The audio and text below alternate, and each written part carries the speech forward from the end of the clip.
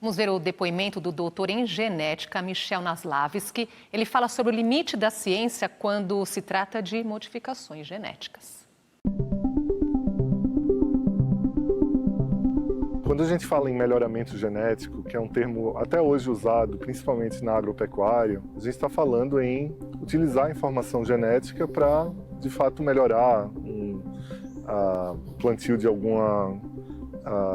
vegetal de consumo humano, ou melhorar a eficiência de produção de leite ou de produção de carne, ou daquelas características que nos interessam. Quando a gente fala sobre esse tipo de processo em humanos, a gente pensa muito mais no uso da informação genética para melhorar a vida das pessoas, a qualidade de vida. Então, prevenir doenças, conhecer os riscos para o aparecimento de outras doenças.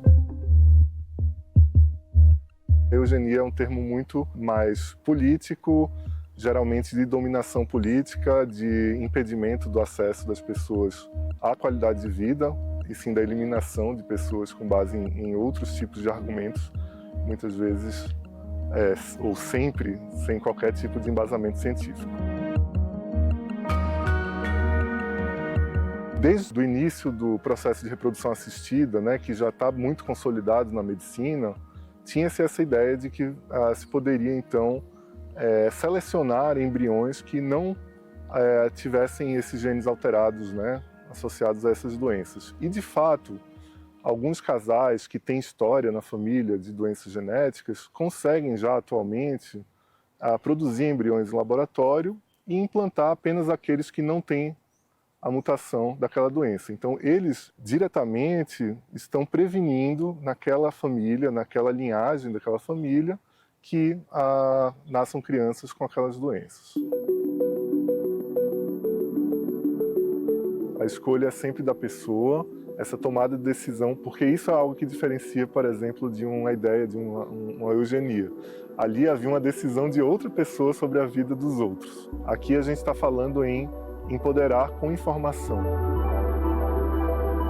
A consulta de aconselhamento genético, ela vem com esse papel de explicar, empoderar o paciente, empoderar a pessoa que ela vai tomar a sua decisão de forma autônoma. Isso que, de fato, derruba qualquer ideia de eugenia. A eugenia é uma decisão autocrática de um grupo em relação a outro, e aqui a gente está trazendo informação para as pessoas tomarem essa decisão.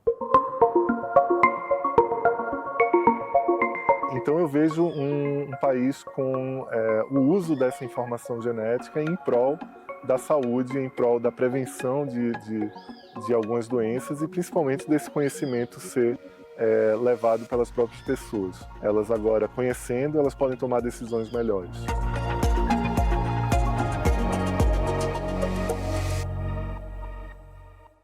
Achei interessante quando ele começa falando que eugenia é um termo político. Tem toda a razão, né? Historicamente, claramente é um termo político.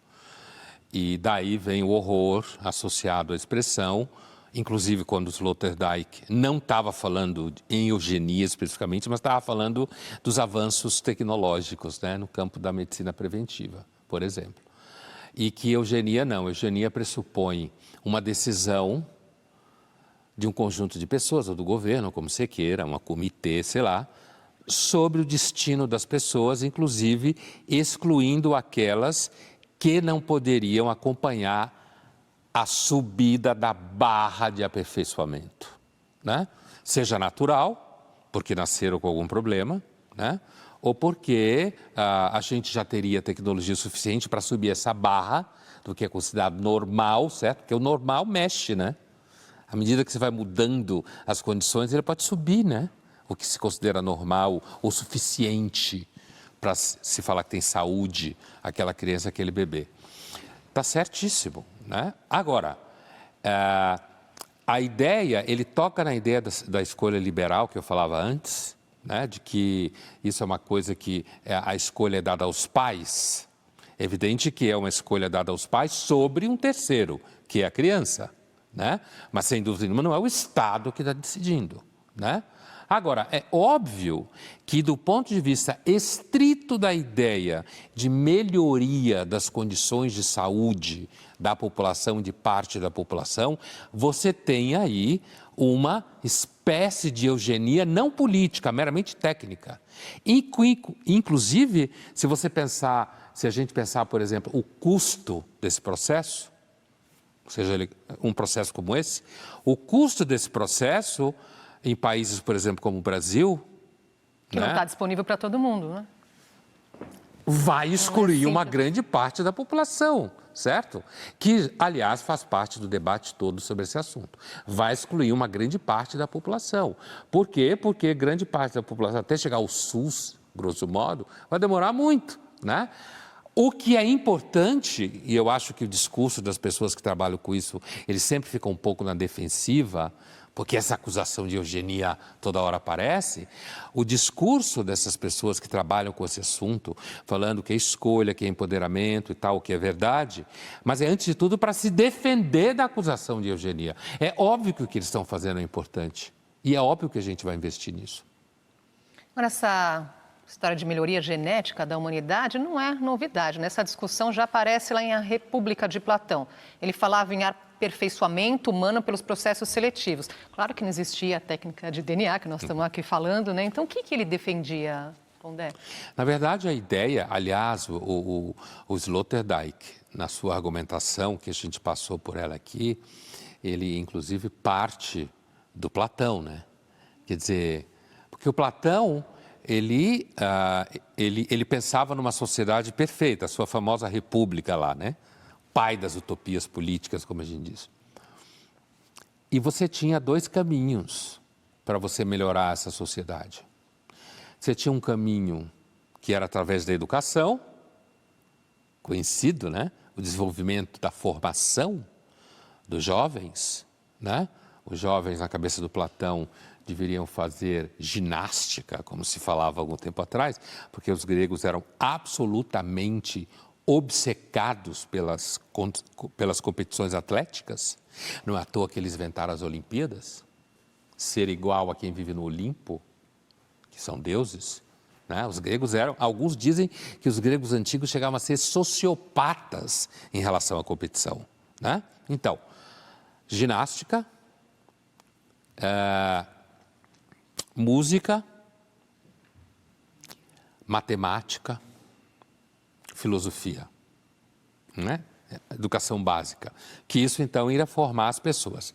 O outro caminho, escolhendo homens e mulheres saudáveis para gerar crianças saudáveis. É aí que está a eugenia. E nesse modelo da educação aí é a crítica de ser também um modelo excludente e elitista, não é? No universo do Platão, é claro que há, do nosso ponto de vista, uma exclusão de grupos humanos que estavam ali e não tinha direito nenhum, era escravo, era comprado, vendido, aquele horror que a gente conhece. Agora, se a gente transporta para hoje, esse é um debate contínuo em relação ao melhoramento biotecnológico da espécie. O custo da operação e quem consegue pagar. Porque o formato que a gente deve pensar disso, a não ser que, desde o começo, o Estado financie esse tipo de coisa para todo mundo, porque isso custa caro, né? Todo avanço científico custa caro e médico. O Estado começa, imagine o Estado brasileiro não consegue nem fazer outras coisas, comece logo de cara, ou proíba todo tipo de pesquisa, porque tem gente que tem medo que proíba mesmo, né? Proíba, já que nem todo mundo vai ter acesso, então que seja proibido. Esse é o medo. O que diferencia esse pensamento de Platão de hoje, pensando nesse debate, ciência versus ética? Primeiro porque o Platão está pensando numa utopia, né? Ele está pensando numa utopia em que tem um Estado, como a gente fala hoje em dia, aqui em cima decidindo tudo, né? Então, inclusive quem transa com quem para gerar que tipo de bebê, digamos assim, né? Não deixar que pessoas com qualquer tipo de má formação vá gerar bebês. Essa é bem a ideia da eugenia, que vai bater inclusive no nazismo, né? Essa lógica eugênica clássica. Hoje, esse debate está no mercado. É outra história, está no mercado. Quem vai realizar o melhoramento genético da população, o mercado que vai oferecer isso, são as grandes farmacêuticas, onde está a ciência pesada, Para fazer ciência pesada, você precisa de muito dinheiro.